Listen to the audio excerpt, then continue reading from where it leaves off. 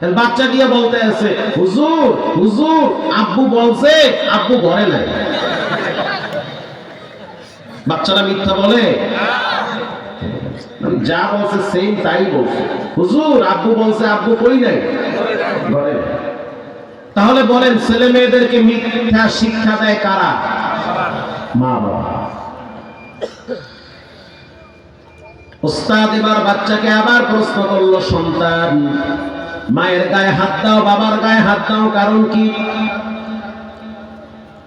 বাচ্চা বলল, ওস্তাদ আবার মাঝে মাঝে মেজাজ গরম হয়ে যায়, সহ্য করতে পারি না। কারণটা কি? মাঝে মাঝে হাত দাও না, প্রতিদিন হাত দাও। তো প্রায় দিন মায়ের গায়ে হাত দিই। বাবার তো শক্তি বেশি, পারি না, রিমোট দিয়ে বাবার মাথায় বাড়ি মারি দূর থেকে। এটা তো খুবই দুঃখজনক, সেন্সিটিভ বিষয়। কয় কি? তো কিয়ামতের আলাদা। ওস্তাদ বলল, সন্তান এই ভেজাল তো মনে হয় গোড়ার থেকে লাগছে। আলেম মানুষ তো বুদ্ধি জ্ঞান আছে, পৃথিবীর সমস্ত জ্ঞানের পরিধি যেখান থেকে শেষ, ওখান থেকে কোরআনওয়ালাদের জ্ঞান কেবলমাত্র শুরু করে।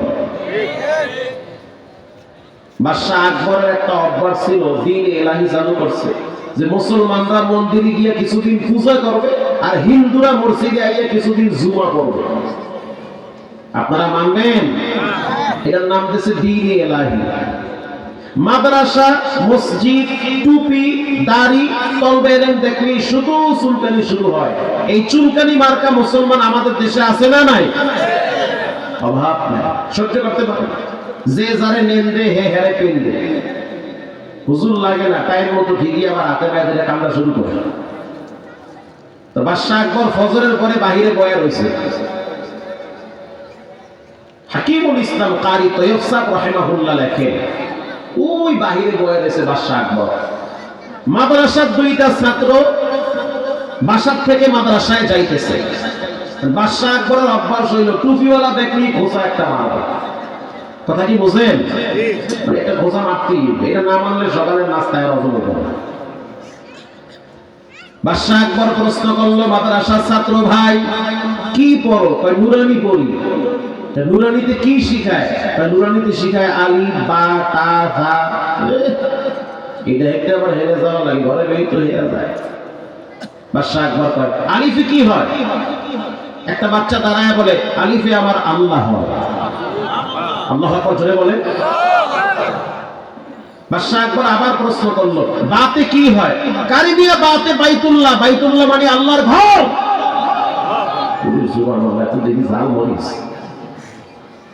বাদশাহ আকবর বলতে আছে, এই যে পুকুরটা দেখতেছো? হ্যাঁ দেখতেছি। পুকুরে পানি আছে কয় বালতি? পুকুর বুঝেন আপনারা? কি বলেন আপনারা? পুকুরই বলেন। তাহলে ঠিক আছে। এই পুকুরে পানি পানি আছে কয় বালতি? এক বাচ্চা দাঁড়ায় বলে, বাদশাহ এটি তো প্রশ্ন না, এটি হচ্ছে ঘোষা মারা। বালতি যদি পুকুরের সমান হয় তো এক বালতি, আর বালতি যদি পুকুরের অর্ধেক হয় তো দুই বালতি। আল্লাহ আকবার বলে। বলেন উত্তর ঠিক আছে না? জায়গা মতো মলম লাগাই গেছে। প্রিন্সিপাল সাহেব আলেম মানুষ, শিক্ষা দীক্ষা অনেক, জ্ঞানী মানুষ।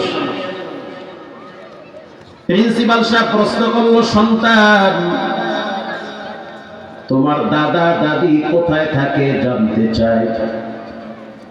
তোমার দাদা দাদি কোথায়?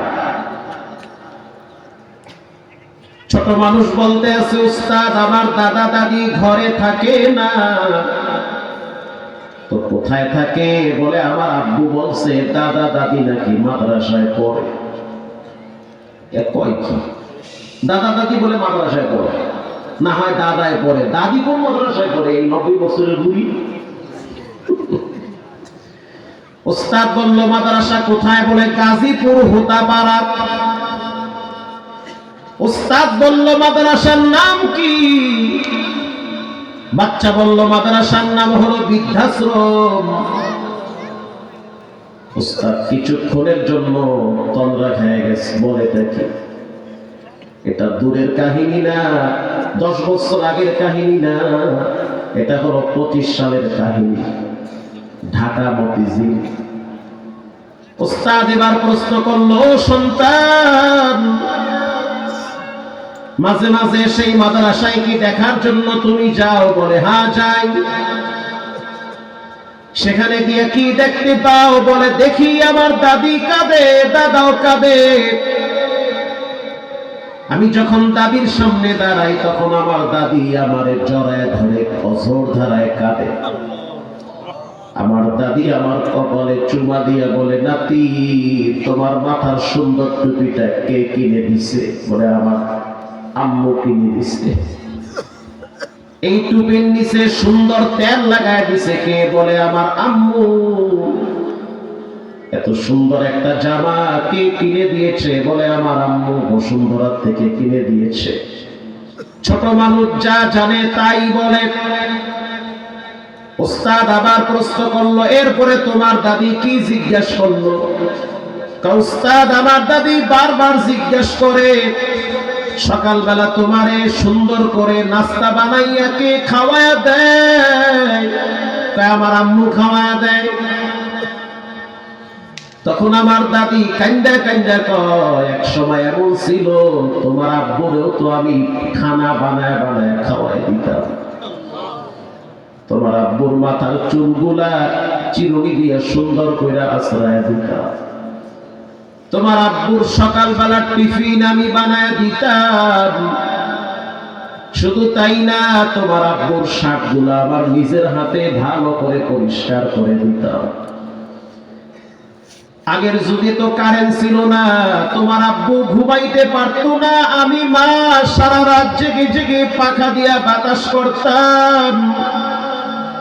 তোমার আব্বু প্রস্রাব করে দিলে নিজের হাতে প্রস্রাব পায়খানার খাতায় মেথরনির মতো সাফ করতাম।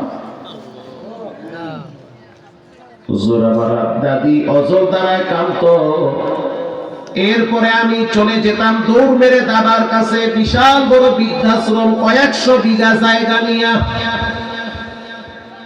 আমার দাদা প্রায় সময় মন খারাপ করে থাকে, তার মুখে কখনোই আমি হাসি দেখি নাই। আমার দাদারে দেখতাম ছিপ দিয়া বড়শি দিয়া মাছ ধরতো পুকুরের কিনারায় বৈশা বৈশা। আমি আমার দাদার পাশে যখন বসতাম তখন আমার দাদা আমার চেহারার দিকে তাকাইয়া বলে, ও নাতি, একটা দিন এমন ছিল বুকের সাথে জড়াইয়া তোমার আব্বারে আমি স্কুলে নিয়ে যাইতাম। আজ তোমার আব্বার দামি গাড়ি, দামি ঘর, দামি বিছানা, দামি খাট, দামি এসি, আমাদের থাকার জায়গা হয় না। তোমার আব্বা অফিসার মানুষ, তোমাদের ঘরে থাকলে নাকি আমাদের শরীর থেকে গন্ধ আসে। অতএব আমি মইরা গেলে তোমার আব্বা যেন আমার চেহারাটা না দেখে, জানাজা পড়ানোর জন্য তুমি আসবা। এরকম হাজার হাজার ফ্যামিলির মা বাবারা বৃদ্ধাশ্রমে কান্নাকাটি করে আছে না? উস্তাদ বলতে আছে কাহিনী এইটা, এই কাহিনী তো বুঝছি আমি। আরে মান্দার গাছ লাগাইয়া যদি আপেল ফলের আশা করে, বোকামি ছাড়া কিছুই না। মা বাবাকে বৃদ্ধাশ্রমে রাইখা ছেলেরে বড় আলেম বানায়া ভালো ব্যবহার করার আশাটা বোকামি ছাড়া কিছুই না। উস্তাদ বলতে আছে আগে মারতা কয়বার? কয় একবার মারতাম। কয় এখন মারবা তিনবার। কথা কম না? সকালে একবার বাটাম দিল, দুপুরে আর একবার দিল, সন্ধ্যার টাইমে টিভির রিমোট এমন জোরে মারবা যেন জায়গা ইলেনি লয়া যায়। ঠিক কথাই বলছেন উস্তাদ। আমি ছোট মানুষ, দাদুর ঘাড়ে উঠবো, দাদুর সাথে মহব্বত করবো, দাদির নিয়ে খেলা করবো, এই দুইজন ওই মাদ্রাসায় দেওয়া লাগে। কেমন মাদ্রাসা যে কান্দে খালি। প্রিয় ভাইরা আমার, এজন্য আমি অনুরোধ করে বলি, পায়ে হাত দিয়ে বলি, সন্তানদেরকে কোরআন শিখান, সন্তানদেরকে রব চিনান, রসুল চিনান, ইসলাম চিনান, দেখবেন সে আপনাকে মাথায় নিয়ে রাখবে। আমি আপনাদেরকে আরো একটা ঘটনা শোনাই, আপনারা অস্থির হয়ে যাবে। বাংলাদেশের ভিতরে নাম করা একজন মুফতি সাহেব, নাম বললে এক নামে সবাই চিনবে। 5টা মাদ্রাসায় বুখারী পড়ায়, ফতোয়া লেখে, বাংলাদেশের 1 2 3 4 5 জন মুফতির ভিতরে তার নাম 2-3 নম্বরে থাকবে। আল্লাহু আকবার বলেন। হাজার হাজার ছাত্র, কি হাজার হাজার লক্ষ লক্ষ ছাত্র তার পায়ের জুতার ধুলার বালু যদি বুকে লাগাইতে কেউ পারে, সে নিজেকে ধন্য মনে করে। এত বড় আলেম। ক্ষমতাওয়ালাদের ক্ষমতার চেহারের মেদ থাকে, এলেমওয়ালাদের চেহারের মেদ থাকে না, ওটা অনির্দিষ্ট কালের জন্য রিজার্ভ থাকে। তো 20-50 জন আলেম এরকম এক জায়গায় বসা, ওই মুফতি সাহেব বলতে আছে যে তোমরা খানা খাইতে যাও ওই রুমে, আমার যাইতে একটু সমস্যা আছে। কেন? বলে আমি এক জায়গায় বসলে দাঁড়াইতে কষ্ট হয়। কেন কষ্ট হয়? বলে আমার মাজায় খুব ব্যথা। মাওলানা খালিদ সাইফুল্লাহ আইয়ুবী সাহেব তিনিও পাশে বসা, তিনি বলেন মাজায় কি হয়েছে? মুফতি সাহেব বলল, ভাই আপনি তো জানেন আমার আব্বা 22 বছর পর্যন্ত প্যারালাইজ হয়ে বিছানায় পড়ে আছে। 4 বছর আগে আমি আমার মায়ের হারাইছি। 4 বছর আগে আমার মা কবরের যাত্রী হয়ে গেছে। আর আমার আব্বা 22 বছর পর্যন্ত ব্রেন স্ট্রোকের রোগী, প্যারালাইজ হয়ে বিছানায় পড়ে আছে। ফজরের আজানের আগে আমার প্রতিদিন ঘুম থেকে ওঠা লাগে, উঠতেই হবে। আজান হওয়ার আগে উঠা লাগবে। কেন উঠতে হবে? আমি তো আরো একটু ঘুমাইতে পারি। রাত্র 12টা-1টা পর্যন্ত বয়ান করা লাগে, ফতোয়া লেখা লাগে, হাদিস পড়ানো লাগে, অনেক রাত হয়ে যায়। বাসায় গেলে যখন বিছানায় পিঠটা লাগাই তো মনটা চায় একটু আরাম করে ঘুমাই। কিন্তু আমি যখন পিঠটা লাগাই কিছুক্ষণ পর আমার ঘুম ভেঙে যায়, কারণ পাশের রুমে তো আমার আব্বা আমারে ডাক দেয়, ও হামিদ, ও হামিদ, ও হামিদ। তখন তো আমি যাওয়া ছাড়া তার কেউ নাই। আমার আব্বা ব্রেন স্ট্রোকের রোগী। আমার আব্বা মানসিক ভাবে ভেঙে পড়েছে, এক সাইড লেগে গিয়েছে। আমি তখন পাশের রুম থেকে আমার বাবার রুমে যাই। আরে বাবার রুমে যাওয়ার পর দেখি পুরা বিছানা নষ্ট করে ফেলাইছে। নিজের হাতে বাবার পায়খানা প্রস্রাব পরিষ্কার করি, গরম পানি দিয়ে আসে, রাত্র 5টার সময় বাবারে পরিষ্কার করি। এটা সাধারণ পরীক্ষা না, এটা বড় পরীক্ষা। এটা সাধারণ মুসিবত না, এটা হলো অনেক বড় মুসিবত। এরপরে আমি আমার আব্বারে পরিষ্কার করানোর পর নতুন একটা জামা পরায় দেই। প্রতিদিন 30 দিনের জন্য 30টা জুব্বা বানাইছি। আমার আব্বা যা বুঝে তাই বুঝে, জুব্বা ছাড়া গায়ে দিবে না। আমি এত বুঝাই, বাবা আপনি অসুস্থ, শর্ট জামা পরেন। বলে না, জুব্বাই পরব। যদি জুব্বা না পরাই তাহলে আমার আব্বা জামাটা ছিঁড়ে ফেলায়, কারণ সে ব্রেন স্ট্রোকের রোগী। নতুন একটা জামা পরাইয়া বাবারে কেবলার দিকে ফিরাইয়া বসায় রাখি। আমি আমার আব্বারে বলি, নামাজ যদি আপনি পড়তে ভালো করে না পারেন, অন্তত পক্ষে ইশারায় পড়েন। তাও যদি পড়তে না পারেন তো কেবলার দিকে ফিরে বসে থাকেন। ওই সারা দিনে যদি মরণ হয়, মাওলায় দেখবে ফজরের টাইমে কেবলার দিকে ফিরে বসেছিল। এরপরে সকালবেলা আমি নাস্তা খাওয়াইয়া এরপরে আবার চলে যাই হাদিসের ঘন্টায়। ও ছাত্র ভাই, ব্যবসায়ী ভাই, যুবক সাবধান। যেই ঘরে মা বাবা বেঁচে আছে, আমি তো মনে করি সবচেয়ে বড় জান্নাত তার ঘরে আছে। সফলতার শান্তি যদি পেতে চান তাহলে মা বাবার সাথে ভালো আচরণ করে। আইয়ুবী সাহেব বলল, তো মাজায় কেমনে ব্যথা লাগলো? পরে সকালবেলা বাবারে যখন আমি কেবলার দিকে ফিরাবো, ধরতে গিয়া বাবা একটু ব্যথা পাইছে। যখন বাবায় ব্যথা পাইল তখন যেই পাটা ভালো ছিল ওই পাটা দিয়ে আমার মাজায় লাথি মারছে। আমি খেদমত করি অথচ আমারই লাথি মারছে। লাথি মারার সাথে সাথে আমি ওয়ালের সাথে বাড়ি খেয়েছি। আইয়ুবী সাহেব বলল, মৌলানা কে লাথি দিছে? বলে আব্বাই লাথি দিছে। বলে আরো একবার বলে লাথিটা দিছে কেডা? আব্বাই লাথি দিছে। লাথি যেহেতু আপনার আব্বাই দিছে, লাথিটা খাওয়ার পর কি ব্যবহারটা তার সাথে করছে? মুফতি সাহেব বলল, হযরত, যখন আমার আব্বা লাথি মারছে তখন আমি আবার আব্বার পাটা ধইরা পাটা একটা চুমা দিছি। আমি আব্বারে বলছি, আব্বা আরো একটা লাথি মারেন, কারণ এই পায়ের নিচে তো আমি জান্নাতের ঘ্রাণ পাইতেছি। আমি তো হাদিস পড়াই, হাদিসের ভাষা বুঝি, আমি তো পায়ের নিচে মাওলার জান্নাতের খুশবুর ঘ্রাণ পাইতেছি, আরো একটা লাথি মারে।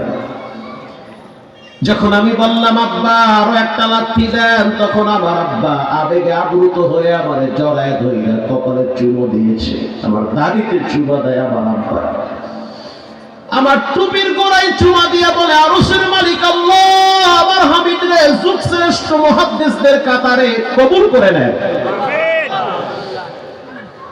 আইবি সাহেব বলল, বুঝছি, এজন্য আপনার জন্য কেন আলেমরা এত পাগল, বুঝতে পারছি আপনার কলমে এত ধার কেন, বুঝতে পারছি আপনার জবানে এত নূর কেন। আপনার ইলমের পাওয়ার, সম্পদের পাওয়ার, হায়াতের পাওয়ার, সুখ শান্তির পাওয়ার তো আপনার ঘরে। এজন্য ভাইরা আবার, ওয়ালা তানহারহুমা, খবরদার মা বাবার সাথে মাথায় ঝাঁকি দিয়া কথা বলা যাবে। এজন্য আমি প্রায় বলি, সন্তানকে কোরআন চিনান, সে আপনাকেও চিনবে। সন্তানকে নবী চিনান, সে মাকে চিনবে। সন্তানকে ইসলাম চিনান, সে মানবতা, সভ্যতা, ভদ্রতা সব শিখতে পাবে। এক নম্বরে তিলাওয়াতুল কুরআন, প্রতিদিন একটু করে হলেও কোরআন তেলাওয়াত করা লাগবে। ইনশাআল্লাহ বলেন, করবেন তো ইনশাআল্লাহ? ইনশাআল্লাহ কইবেন, ছেলে মেয়েদেরকে পড়াবেন। দুই নম্বরে ওয়া আকামুস সালাত, নিয়মিত প্রতিদিন সালাত আদায় করা লাগবে। তিন নম্বরে ওয়া আনফাকু মিম্মা রাযাকনাহুম সিররা ওয়া আলানিয়াতান ইয়ারজুনা তিজারাতান লান তাবুর, আল্লাহর রাস্তায় দান করার ক্ষেত্রে কখনোই বখিলামি করবেন না, কিপটামি করবেন না। কিছু দান আছে যেগুলো আরশে আজিম ঠান্ডা করে দেয়, শিখাইয়া দিন। কিছু টাকা মাঝে মাঝে পকেটে রাখবেন, নতুন চকচকানো। যদি আপনার ঘর থাকে, গাড়ি থাকে, তো গাড়ির পিছনে 2-4টা লুঙ্গি, 2-4টা টুপি, 2-4টা জামা রাখবেন। একেবারে প্রত্যন্ত গ্রাম অঞ্চলে, পাহাড়ের উপরে দেখবেন ভাঙ্গা চূড়া, তালপাতা বা টিন দিয়া ঘেরা দেওয়া কিছু মাদ্রাসা আছে, ওখানে কিছু এতিম বাচ্চারা পড়ে, তাদের জন্য একটা জামা বানায় দেন, ওর হাসিতে আরশে আজিম ঠান্ডা হয়ে যাবে। ছেলেমেয়ের জন্য লক্ষ টাকা ব্যয় করেন, তারপরও দেখবেন তারা বলবে, পাইলাম না, খাইলাম না, কি দিল বাবায়, কর্মটা কি। আর ওই এতিম অসহায়, তার জন্য যদি একটা টুপি বানায় দেন, একটা লুঙ্গি বানায় দেন, এটা হবে পৃথিবীর ভিতরে সবচেয়ে শ্রেষ্ঠতা। শ্রেষ্ঠতা আমি উৎসাহিত করার জন্য বলি, না ফখর, কোনো ফখর নয়, আল্লাহর কাছে ক্ষমা চাই। আমার গাড়ির পিছনে প্রায় সময় 20-25টা জামা বানানো থাকতো, আল্লাহর দয়া। এটা আমার অনেক আগের থেকে অভ্যাস। যেই দিন থেকে গাড়ি কিনছি, এরপর থেকে প্রায় সময় আমার গাড়িতে 20-25টা জামা আমি একসাথে বানায় রাখতাম। 10, 8, 6, 11, 12 এই এক এক জায়গায় ওয়াজে যাইতাম, মাদ্রাসায় গেলে বাচ্চারা খেদমত করতো। তো কিছু বাচ্চা আছে দেখলেই বুঝতাম যে এর ভিতরের অবস্থা খুব দুর্বল। বাড়ি কোথায়? বলে ওই রংপুরে। রংপুর বাড়ি, আইসো নাজিরহাট মাদ্রাসা। আমি নাজিরহাটেও বয়ান করছি, মাওলানা ইদ্রিস সাহেব রাহিমাহুল্লাহ তাআলা নফরাল্লাহু মারকাদাহু, তিনি যখন জীবিত ছিল আমাকে দাওয়াত দিয়েছেন, ছেলের মতো ভালোবাসতো আমাকে হযরত। তো এমনও মাদ্রাসায় যাই, বাচ্চা মানুষ, বাড়ি কোথায়? ওই কুড়িগ্রামে। আব্বা আম্মা আছে? বলার সাথে সাথে চেহারা অন্ধকার হয়ে যায়, নাই কেউ। একটু বলেই দেখি চোখ মুছছে, কে আছে? কেউ নাই। হুজুর আমার মা মরে গেছে, আমার আব্বু আছে কিন্তু আসে না, বছর চইলা যায়, খবরও নেয় না। আলাদা বিয়া কইরা ঘর সংসার করে আমারে ফালায় রাখছে, 3 বছর হয়ে গেছে, বাড়ি যাই না। বলেন ওর ভিতরের অবস্থা কতটা ভয়াবহ। একটা জামা বের করে প্যাকেটিং জামা হাতে দিয়ে 500 টাকার চকচকে একটা নোট যখন ওর হাতে দেয় মনে হয় জান্নাত থেকে নাম ধরে ডাকতেছে, আর সে আজিম ঠান্ডা হয়ে যায়। চলন্ত পথের বিপদগুলো রব্বুল আলামিন দূরে সরায়া দেয়। এজন্য কিছু চকচকা নোট মানিব্যাগের পকেটে রাখবেন, পকেটে রাখবেন। অসহায় দরিদ্র মানুষ যাকে দেখলেই বুঝবেন যে কিছু দিলে খুশি, ও খুশি আর আপনার রব বেশি খুশি হয়ে যাবে। কোরআনের ভিন্ন এক আয়াত রব্বুল আলামিন বলেন,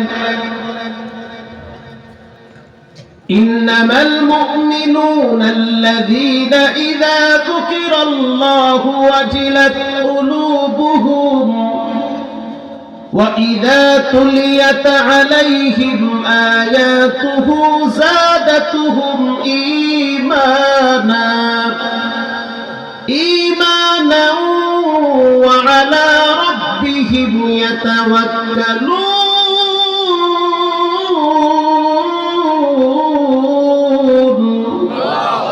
আমি বলি নাই, কে বলেছেন? আল্লাহ বলেছেন। মুমিনদের এক নম্বরের গুণ হবে ওয়াজিলাত কুলুবুহুম, তাদের সামনে যখন আযানের আওয়াজ আসে সব ফালাইয়া তখন তারা মসজিদে দৌড় মারে। আল্লাহর কথা বলা হইলে দোকানের শাটার লাগাইয়া রবের কুদরতি কদমে সিজদার জন্য লুটিয়ে পড়ে। অথচ মসজিদে আযান হয় তো দোকানওয়ালা, তুমি দোকানের শাটারও লাগাও না, বসে বসে চা বানাইতেছো, টাকা কামাইতেছো, এই টাকা তুমি খাওয়াবা কারে? তুমি মনে করিও না তুমি অনেক আগায় গেছো, মোটেও আগাও নাই, বরং নিজের পায়ে নিজে কুড়াল দিয়েছো। ও রিকশাওয়ালা, ভ্যানওয়ালা, ঠেলাওয়ালা, দোকানদার সাবধান। দুনিয়া বড় স্বার্থপরের জায়গা, স্বার্থে আঘাত লাগলে ঘরের মানুষগুলা সবচেয়ে বেশি দুশমন হয়ে যায়। রব বলেন ফাআম্মা মান তাগা, সীমা লঙ্ঘনকারী হইও না। ফজর পড়ো নাই, কিছুই বলি নাই, তাকায় তাকায় দেখছি।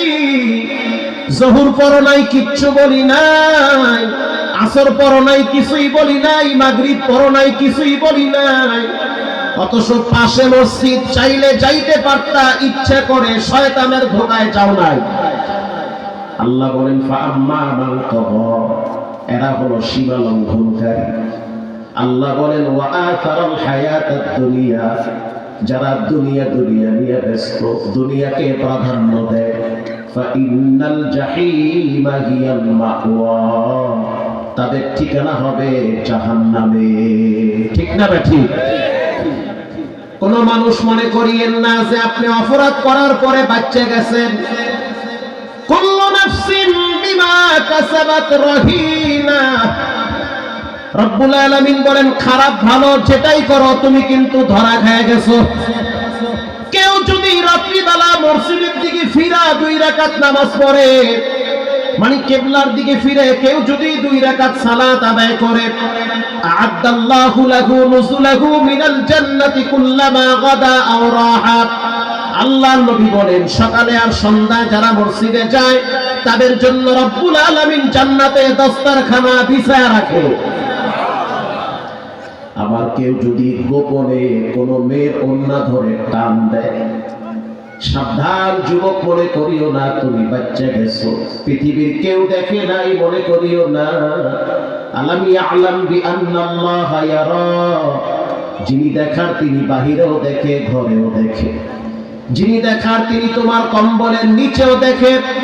যিনি দেখার তিনি বাথরুমে গেলেও দেখে, মসজিদে গেলেও দেখে। চিৎকার মেরে বলেন তিনি হলেন কে?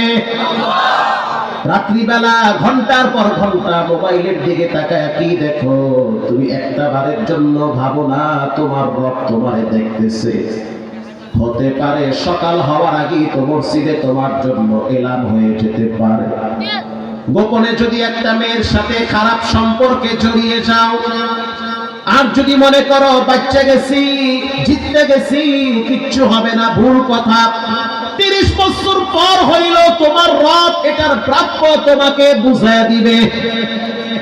তোমার মেয়ে আছে, তোমার বোন আছে, তোমার সন্তান আছে, সাবধান, পাপ কিন্তু বাপেরও ছাড়ে না। হাসান বসরি রাহিমাহুল্লাহ বলেন মানুষের অন্তর শক্ত হয়ে যায় 6টা কারণে। এর ভিতরে অন্যতম একটি কারণ হলো মানুষ গুনাহ করে তওবার আশায়। যেমন কাউন্টারে বসে আছে সাহেবের, ঢাকায় যাবে, কক্সবাজার কাউন্টার, কষ্ট হয় আপনাদের? এই যে কয়েকদিন আগে কক্সবাজারে বায়ানে আসলাম, লাইট হাউসের পাশে, ওদিকে আসি অনেক, এদিকে একটু দূর হয়, বেশি কষ্ট হয়ে গেছে। তাও এই ভাই আমার এমন যাইতে ধরছে, মানে এক পর্যায়ে আইতে বাধ্য হয়। কক্সবাজার বছরে না হলেও 15 থেকে 20 বার আসি, এইদিকে অনেক আসি। আল্লাহ এগুলো ভালোবাসায় আমার পাগল বানাই হয়েছে। আলহামদুলিল্লাহ, আলহামদুলিল্লাহ। কক্সবাজার, টেকনাফ, এই সমস্ত এলাকার মানুষদের আপ্যায়ন, ভালোবাসায় আমি মুক্ত হয়েছি। মারহাবা বলেন। আলহামদুলিল্লাহ। এয়ারপোর্টে বসে আছি, আজান হয়ে গেছে, আজান হয়ে গেছে। মুসলমানের বাচ্চা, মোবাইল রাখ, নামাজের রক্ত হয়ে গেছে, নামাজ পড়ো, কিন্তু না, পড়বে না।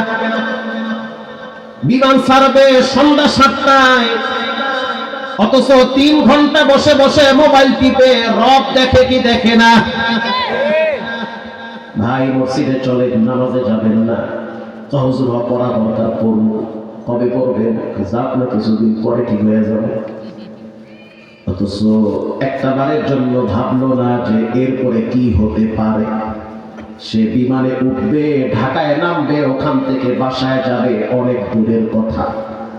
হুজুর আপনারে চিনা চিনা লাগে, আপনার বয়ান তো আমি নেটে দেখছি, মাশাআল্লাহ। আচ্ছা বুঝছি, পাম্পটি কদুর মারবে না, আহেন মসজিদে তো আমার প্যান্ট ঠিক নেই। তা তোমার প্যান্ট মসজিদে কি আরেকজন? রাগ করে মেরে বলেছিল বাসা, প্যান্ট পরো তুমি, তোমার প্যান্ট তো তোমারই পবিত্র রাখতে হবে। কথা কম না, তোমার প্যান্টে আরেকজনে কি করছে? হয়ে গেছে সমস্যা, বইতে গেলে সিরিয়াস হয়, খাড়ায় খাড়ায় মেরে দিচ্ছে। এমন প্যান্ট পরেন কাজ, যেই প্যান্ট পরে বসা যাবে না, এমন প্যান্ট পরা তো মুসলমানের জন্য জায়েজ নাই। যেটা পরে উজু করা যায় না, রুকুতে গেলে ভাইরে শেষ। একটু পরে কি হবে সে নিজেও বুঝে না, অথচ নামাজের ওয়াক্ত যাচ্ছে, পড়লো না। ফাআম্মা মান তাগা ওয়া আসারাল হায়াতাদ দুনিয়া। বিমানে উঠলো, নামলো, এরপরে যাবে কোথায়? উত্তরা 13 নম্বর সেক্টরে। অথচ সে কিন্তু নামাজ পড়ার নিয়ত করছে, পড়বে, কিন্তু পড়ে না ইচ্ছা করে। ওই এয়ারপোর্ট থেকে বাসায় যাওয়ার সময় গাড়ি অ্যাক্সিডেন্ট এমন ভাবে করলো, রাস্তায় লাশ পড়ে আছে। মোবাইল এক জায়গায়, হেডফোন আর এক জায়গায়, মাথার ঘিলু আর এক জায়গায়। ভাবলো কি আর হইল কি? বান্দা ভাবে একটা, হয়ে যায় আর একটা। কারণ বান্দা দুর্বল, আবার মাওলা হলো সবল। হাসান বসরি বলেন যে মানুষ গুনাহ করে তওবার আশায়, এক সময় দেখা গেল তওবা করারও সময় পায় না। ঠিক না ভাই? কষ্ট হয় আপনাদের? মুমিনদের 1 নম্বরের গুণ হলো আল্লাহর কথা শুনলে তাদের অন্তরে ভয় চলে আসবে। তাফসীরের রুহুল মানিতে আসছে, বাপ আর সন্তান একসাথে হাঁটতেছে, কিছু দূর যাওয়ার পরে জান্নাতান আন ইয়ামিনি ওয়া শিমাল, ডানেও বাগান, বামেও বাগান, চমৎকার আঙ্গুর ফলের বাগান। বাপ সেজদে বলল, সন্তান 3 রাস্তার গোড়ায় দাঁড়ায় থাকো, আমি বাগানে ঢুকলাম, কিছু আঙ্গুর পেড়ে নিয়ে আসবো। কেউ যদি আমারে দেখে, তুমি আমারে সতর্ক করবা। বাবাই কেবলমাত্র আঙ্গুর ফলের বাগানে ঢুকছে, 2টা আঙ্গুরের থোকা ধরে কেবল টান মারছে। ছেলে ডানে বামে তাকায় দেখা ডাক মারছে জোরে, ইয়া আবি আহাদু ইয়ারানা, ও আব্বা জান, একজন আপনার দিকে তাকায় রয়েছে। বাবাই জুতার আঙ্গুর ফালায় মারছে দৌড়। সুবহানাল্লাহ, তোরা বুঝি খায় যায়। কাছে আইসা দেখে সন্তান চুপচাপ দাঁড়াইয়া আছে। বাপ ডাইকা বলে, কেউ নাই, তুমি কেন বললা? কে যেন দেখে। সন্তান বলল, আব্বা কে বলেছে কেউ দেখে না? তোমার মালিক, তোমার মাওলা তোমার দিকে তাকাইয়া আছে। আমি তো এটাই বলছি যে আহাদু ইয়ারানা, একজন দেখতেছেন। আওয়াজ দিয়া বলেন, তিনি হলেন কে? আল্লাহ। বাবাই তো ইমানদার, যদিও আমল খারাপ, ভিতরে কলিজার ভিতরে কে যেন একটা পাথর দিয়ে আঘাত করছে ছেলের মুখে এই কথা শুনে। বাবার সন্তানটারে জড়ায় ধইরা কপালে চুমা দিয়া বলে, আল্লাহ, এমন একটা সন্তান তুমি আমারে দিছো যেই সন্তান কিনা তোমার ভয় আমারে দেখায়। ওয়াজিলাত কুলুবুহুম, মুমিনদের এক নম্বরের গুণ হলো আল্লাহর কথা শুনলে তাদের অন্তরে ভয় চলে আসবে। বাজার ব্যবসায়ী ভাইরা, দুনিয়া কিছুই না, রং তামাশার জায়গা আজকে আছে কালকে থাকবে না। অতএব সিদ্ধান্ত নেন, আজান হয়ে গেলে কোন দোকানদার যেন দোকান খুলে বেচা কিনা না করে, ঠিক না বেঠি? সব মসজিদে চলে যাও। وَإِذَا تُلِيَتْ عَلَيْهِمْ آيَاتُهُ زَادَتْهُمْ ঈমানা। রব্বুল আলামিন বলেন, মুমিনদের দুই নম্বরের গুণ, মুমিনরা আল্লাহর কোরআনের তেলাওয়াত করে। আল্লাহু আকবার বলেন। আল্লাহর কোরআনের তেলাওয়াতের কিছু প্রভাব আছে, কিছু তাসির আছে। পৃথিবীতে এমন কোন পড়া নাই যেই পড়া পড়লে শুনলে মানুষের দিল নরম হয়, কিন্তু কোরআন এমন একটা পড়া যেটা শুনলে মানুষের কলিজা ফেটে পানি বের হয়। আমি গত 3 বছর আগে যখন হজে গেলাম, 18 সালে, প্রায় 6 বছর আগে, তখন শাইখ ইয়াসির দুসারি কাবার ইমাম, তার একটা বক্তব্য বেশ মক্কার অলিতে গলিতে বাজতেছে। সেই বক্তব্য আমার কাছে এখনো পর্যন্ত জমা আছে। তিনি বলেন, আমার জীবনে এমন একটা ঘটনা ঘটছে সেটা আমাকে এখনো নাড়া দেয়। সাংবাদিকরা বলল, কি ঘটনা জানতে চাই, আপনার এই লম্বা টাইমের ইমামতিতে কি এমন বুঝলেন, কি দেখলেন? শাইখ ইয়াসির দুসারি কাবার ইমাম যখন তেলাওয়াত করে তখন মনে হয় কোরআন সবে মাত্র নাজিল হয়। আল্লাহু আকবার! এত চমৎকার তার কোরআন, পাগল হয়ে যায় তার তেলাওয়াত শুনলে। কি আশ্চর্য কোরআন! আইরে সুবহানাল্লাহ! চিন্তা করি, যখন রহমাতুল লিল আলামিন কোরআন পড়তো তখন তো তার দুশমনরাই দাঁড়ায় দাঁড়ায় নবীর তেলাওয়াত শ্রবণ করত। ইয়াসির দুসারি বলেন, রমজান মাস, জুমার দিন আমার নাম ঘোষণা আসলো যে খুতবা দেওয়া লাগবে। আমি খুতবা দেওয়ার জন্য প্রস্তুতি নিলাম, কাবা শরীফে খুতবা দিব। তো অবস্থা এত ভয়াবহ যে রোদের তাপ অনেক বেশি, খুতবা লম্বা করা যাবে না। আমি খুতবা দেওয়ার জন্য যখন দাঁড়াইলাম, আল্লাহুম্মা লাকাল হামদু কুল্লু ওয়া লাকাশ শুকরু কুল্লু, লাকাল হামদু বিল ঈমান ওয়া লাকাশ শুকরু বিল কুরআন।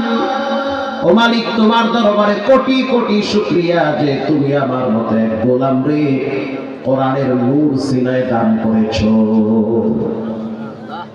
খুতবা আমি শর্ট করলাম, কারণ রোদের তাপে হাজিরা সহ্য করতে পারে না। এরপরে যখন আমি ইমামতির জন্য দাঁড়াইলাম, আমি হাত বাইদা সিদ্ধান্ত নিলাম প্রথম রাকাতে সূরা হাশরের শেষ আয়াত তেলাওয়াত করব।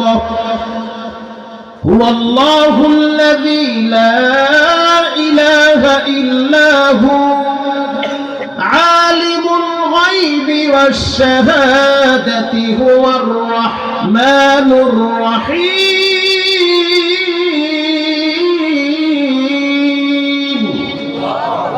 আমি তেলাওয়াত করলাম। দ্বিতীয় রাকাতে সূরা কুরাইশ পড়লাম।